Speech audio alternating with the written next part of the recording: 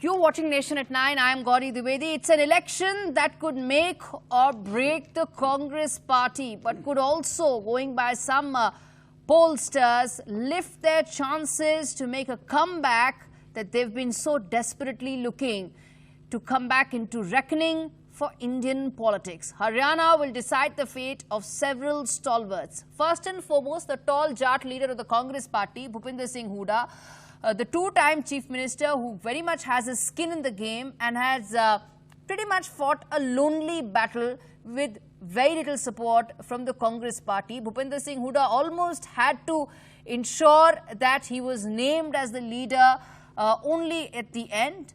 Adding to his woes has been the very bitter public spat and then the exit of Ashok Tawar from the party.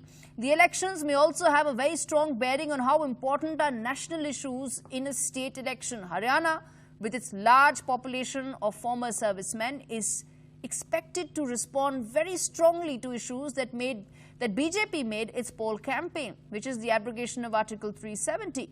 But which way will the Jats vote could decide the fate of Manohar Lal Khattar and also, of course, the grand old party. All eyes on finally what would be the numbers on the screen. With me here in the studio, Joyita Basu, editor of the Sunday Guardian, Pramod Kumar Singh, who's a senior journalist, Abdul Razak Khan, a political analyst, Mr. Ashish Ranjan, cephalogist, who's also travelled these two states extensively, Gopal Krishna Agarwal, representing the BJP, and GVR Shastri, the contra voice on the panel, if I may say so.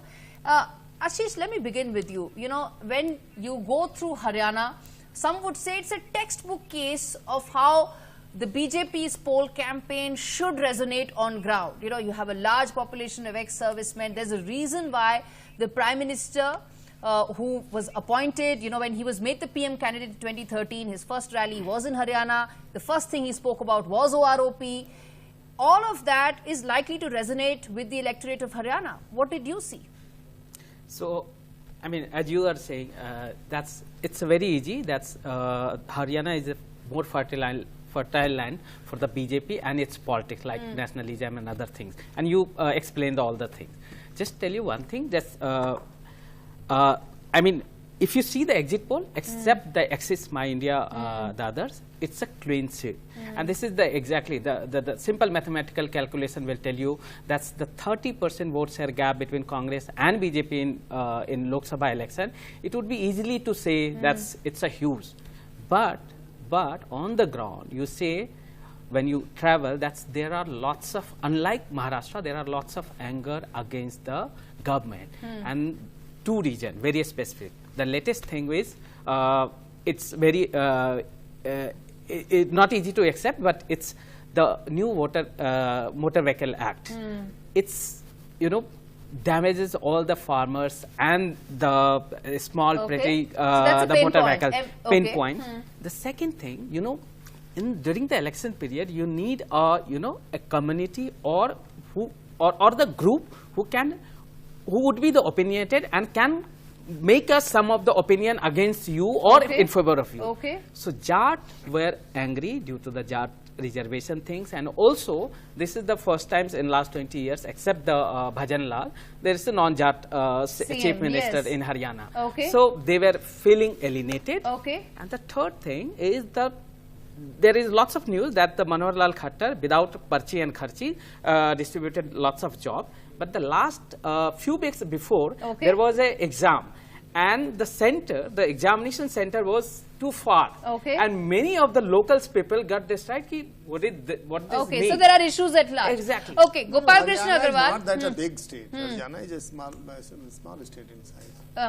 Yes. Gopal Krishna Agarwal, respond to what Ashish said, that unlike Maharashtra, where it's a closed chapter almost, it's not the same in Haryana. There are issues on ground, and it could mean an impact in terms of the final numbers.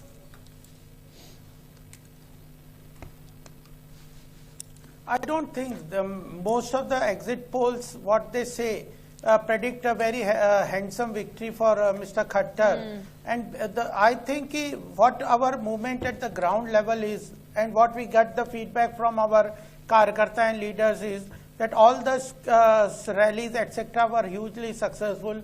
People at the ground were very supportive of Mr. Khattar. He is a person so humble and so simple living, and the way he is working. So Haryana has been seen the history of corruption of Chautalas or Robert Vadra or their Congress. All those have been continuously indulging in corruptions, etc., land scams, etc. So if you analyze the last 5 years, you will see there is a clean government.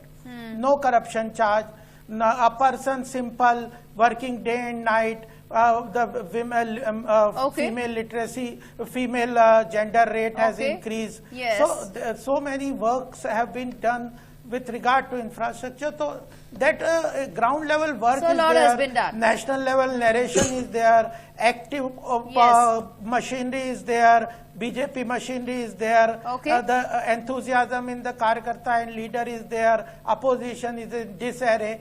So after so much of positive signs, I think we are bound to have a very much stronger government this time in Haryana also. Yes, Joyita, you want to come in there?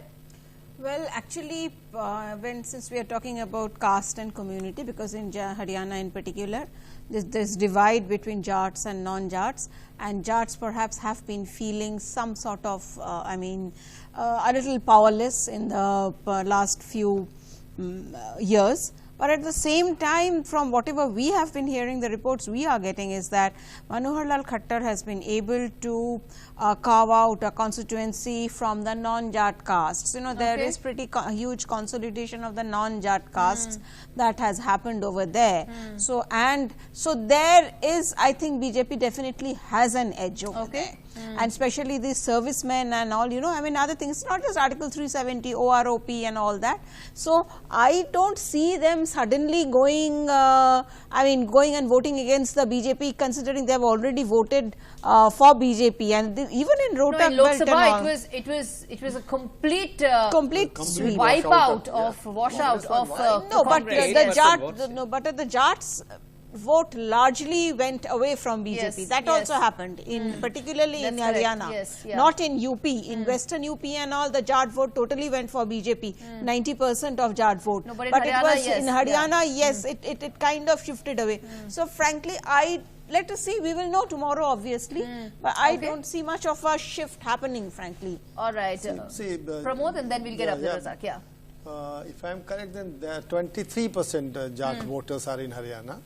And it was called Jat land, and before Mr. Khattar became the Chief Minister, barring Bhajan Lal and then Banarsi Das Gupta and Rao Birender Singh, Rao Inderjit Singh's father, who was a Rewari Yadav. The Chief Ministers used to be from the Jat community. But what Joyita said, other castes that are around 77%, they have consolidated. And there are two factors that weigh very heavily in favor of Mr. Khattar. He is credited to have ensured that corruption was weeded out from the government jobs, right from the peon to the Haryana civil services. This is his single biggest achievement, and not all Jats who are not with the BJP. We can't say that everybody is against the BJP. There are Jat leaders in BJP. Captain Amanu is a Jat leader. Rao Birender Singh is a Jat leader. O.P. Dhankad is a Jat leader. And Jagdeep Dhankad was recently appointed governor of West Bengal. So Jat leaders are there. You can't say that no Jat leader, no Jat is a Jat till he is in the Congress camp. No, he's in the Congress camp. If Huda lost his bastion Rohtak recently in the 2019 Lok Sabha elections, and now the news about, I was talking to my reporters, they say the assembly seat, that is his pocket borough, Congress is on the verge of losing. So if Berry seat goes, Congress loses Berry seat in Haryana, the game will end for Hudas. You want to respond to that, Abdul? Gauri, I wouldn't be surprised if Haryana throws up a surprise tomorrow. I'm very sure there would be a surprise. The reason why I'm saying this is because Haryana leads the chart in unemployment. Haryana leads the chart in crime against women. you know, there were agrarian crisis and water problems as well. Manohar Lal Khattar was unable to fulfill all the promises that were made, 154 promises. None of the promises of Haryana were kept. So I'm very sure people definitely show some kind of anger there, and they vote against BJP. I think what Congress missed, they took a lot of time in removing Mr. Tawar and then bringing in Bhupender even Hooda. if I gave 1% a chance to a complete surprise, I'm still not going to give a chance to the Congress, because if it's terrible track record of not being able to form governments in the case of a hung assembly, you take Goa, you take several others. No, Haryana so is, even that, Haryana is going yes. BJP's way. I don't think Yes. there will be a hung assembly. yes, okay, yes. So one thing is, despite of the BJP's strength in Haryana, there is a sure and certain thing, what I believe from the numbers and from the field visit, that's the BJP is losing almost between 10 to 15 votes here. Whether they win, whether they sweep the election, they are going to lose around 15% votes share in Haryana, and this is the huge thing. 15% in any particular state within 5 months of the elections, it's a huge. The second thing, Why? Because of delivery, non-delivery is what you're saying. there are lots of things. I discussed few things Yes, before yes. earlier, and State-specific of course issues, there yes. are not too much, anti-corruption things and other things. But despite of that, every people, you will see whether BJP supporter or any other party supporters or Congress or in Maharashtra or Haryana, 9 out of 10 people says we are facing mandi. Okay. We are So facing the mandi. And economy, the jobs, the people slowdown. now- Okay.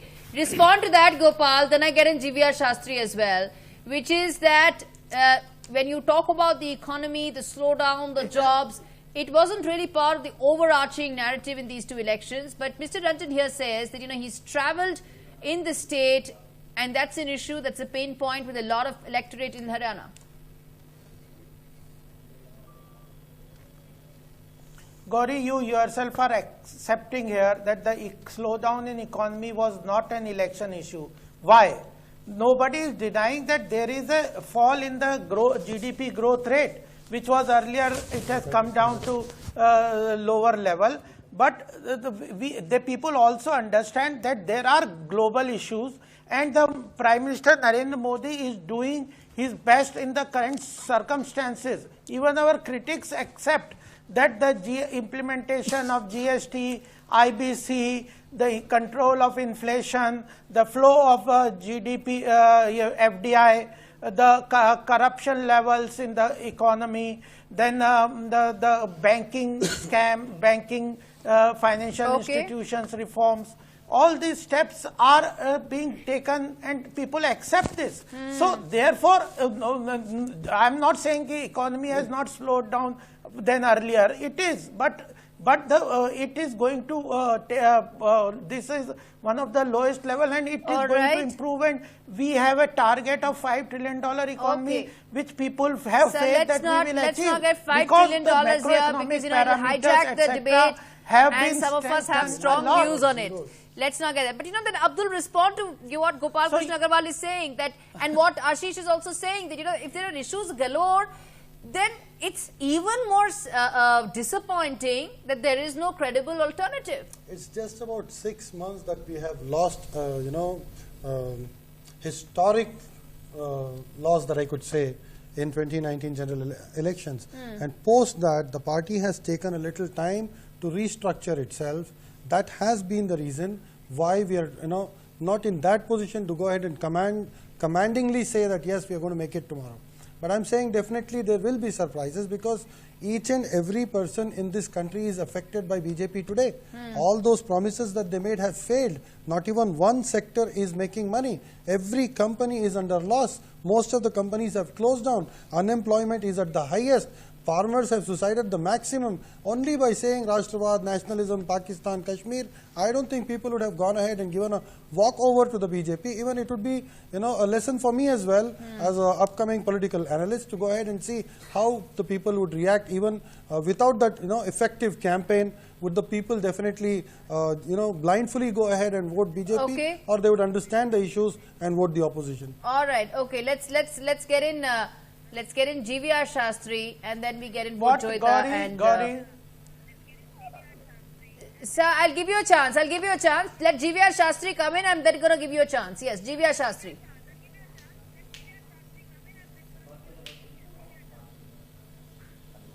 Yeah. Okay. What is that?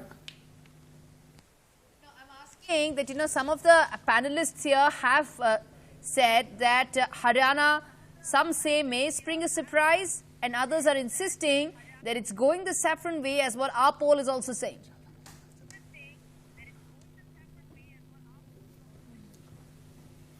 See, whatever it may be, the people of the states have their own local problems. End of the day, the people are required to address the local issues, and the farmers' issue is there, unemployment is there, economy is there. My friend Mr. Agarwal is giving so much lectures. Agarwal sahab, I must tell you them, look, your knowledge is maximum, but not optimum. The day you understand and allow other people to speak with you, then there is a maximum optimum. It is not maximum. So similar way, 5 trillion economy for what? What is the objective of 5 trillion here? Any democratic country and development upliftment, 100% literacy, 100% education, 100% women empowerment, 100% employment, these kind of 100% productivity, 100% agricultural growth, these are 100% comes with that is the core objectives. It is not the 5 trillion or 10 trillion. If you do 100% of everything, it is 1,000 trillion economy. Okay. Are you forgotten it? We have so much of natural resources. Let's not digress What the kind issue of objective you are completely here, framing? sir. Let's not digress the issue completely here. But Joyita, come in there. There are factors galore. Even as, let's take this now forward. Assuming, let's go by the poll that we have. Let's go by the poll of polls that we have. Does this then, make the case for the BJP to press the pedal on its core issues? They've taken a stand on Article 370. There is a closure coming in on the Ram Mandir issue. Either way, it's a court decision. At least there's a closure. Now, will the Uniform Civil Code or will the population control be some of the key issues that the BJP is now going to focus on going forward? The BJP is, frankly, BJP is going to focus on these issues irrespective of the state election results, because BJP has got the mandate nationally in the Lok Sabha elections, and that is why it is going to focus on these issues. These election results in Maharashtra and Haryana are immaterial.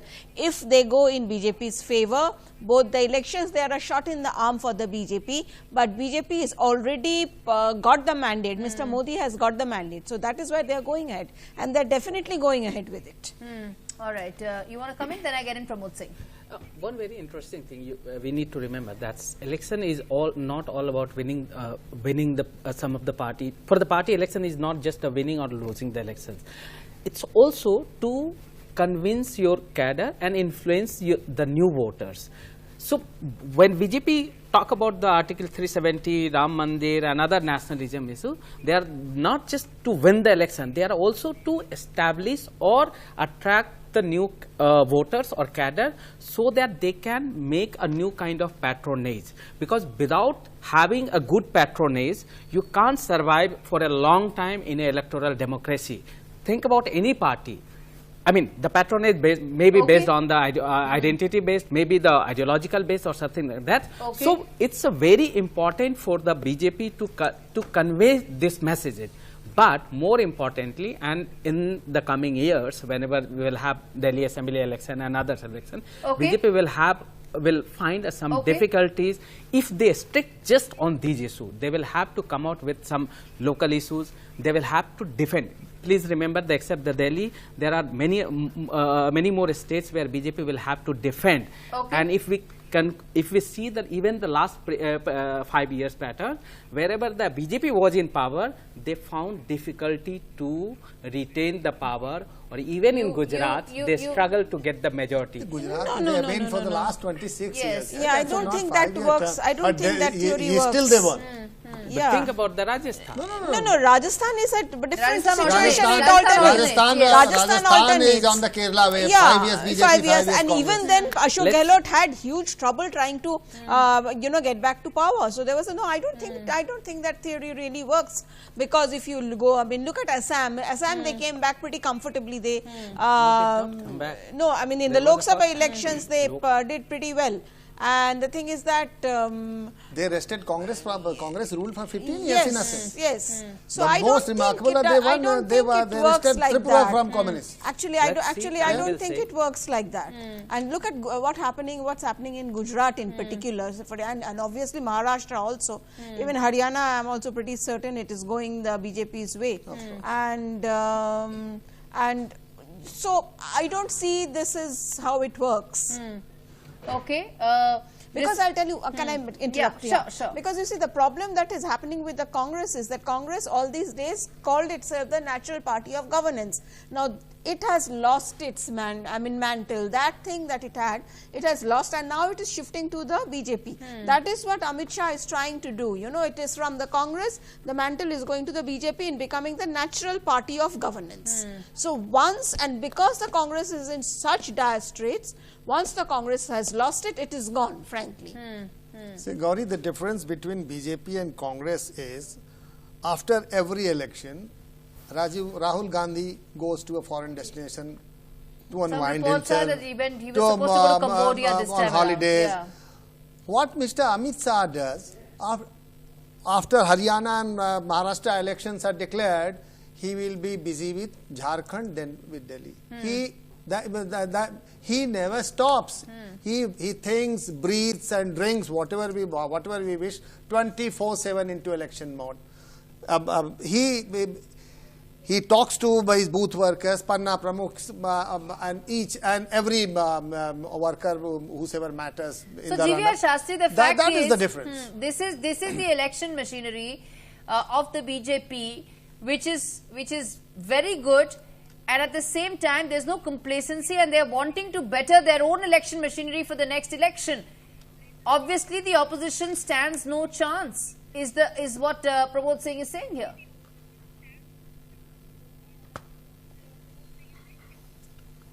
See, that is what I am saying, Gauri. The people are in an illusion, and you can't say What illusion, sir? what This happened. is democracy. N.T. Ramarao established Gauri. a new party within 9. That is democracy. You think of democracy means what?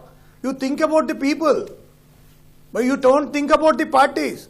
The day the people are so strong, the parties will get automatic strength. But today the parties are working so day and night to strengthen their parties and leaders. What is the problem in this? Okay, So what is it? Are the parties are working for day and night to strengthen the people of the nation? Let's not go around in circles. Let's take this forward. Gauri. Yes, Gopal Krishna Agarwal, then Pramod Singh. Yes. Gauri. No, Gauri, you don't allow me to complete properly. Then why you are asking me? Cannot in itself achieve all the goal. The issue is that the machinery will only deliver when there are content. There is a groundwork that the government has done. There are issues which the people can connect with. Machinery in itself cannot be the cause of success. It is the leadership which works day and night. It is the government which works day and night. So, somebody, I agree with was you, saying sir, the that, optics are Congress was terrible. a natural When you have party of 73-year-old Sonia governance. Gandhi, No, but Rahul Gandhi interim himself working said president, कि for 70 interim years. president of the Congress Rahul party Gandhi coming himself in, said, cancelling for her 70 lone years we rally in have not done Haryana in anything. Mahendragarh, and many Congress supporters felt that she cancelled it because she felt that there was too much of revolt within, and protesters from within the Congress party, the rebels, could possibly ensure that the rally may have been a complete embarrassment for the Congress party. These Exactly. optics are terrible, Pramod Singh, for any party, let alone the party which was in power for 10 straight years in Haryana. Of course, to cancel the rally of the party president. Only rally At the 11th hour. It wasn't cancelled a week before. It was cancelled on the 11th hour. She felt that Ashok Tawar's gang would hijack the rally, and there could be a lot of embarrassment.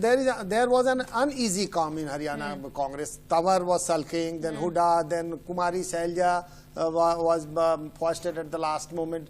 So they could not weave in a combination. Despite being in the same party, their minds could not meet. And I also checked it from the people who were in Mahendragarh and who were involved in Haryana elections, what you said was exactly the fear that was conveyed to the interim Congress president, that you could be embarrassed if you go ahead and address that rally.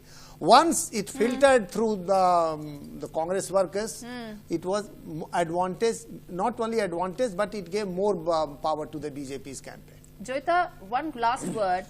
What does these election results mean for Sonia Gandhi? You know, here is a 73-year-old who's struggling to keep the party afloat, but she looks like the last hope of the grand old party.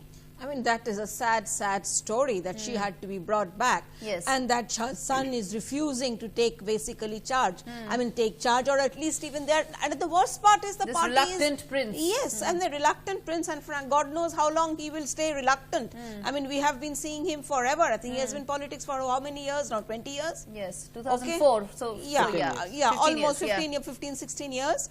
And the thing is that, I mean, at this rate, the country needs an opposition. You have to have an opposition. But the way the Congress is going, I don't think so. And if you have to go back to Sonia Gandhi, who is, I mean, she's totally So we've gone back a out of touch. generation. So Yes, Congress you've party gone has gone back a generation. Okay.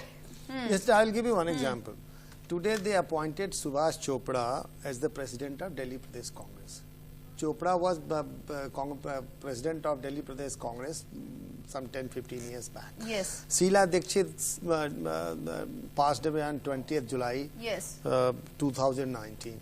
They took full 3 months to decide on the party president, that too when elections are just 2 months Round away. the corner. Yes, exactly. That shows the indecisiveness of the party. That shows infighting also. There's Infighting Sidhu and also. everybody also Yeah. there. So, all right, completely out of time on this edition. Thanks much to the panelists. At the end of the day, as we said, more questions will be thrown up when the final numbers kick in. And what India needs are some very tough questions to be answered from the grand old party, from the opposition per se. Thanks much for watching.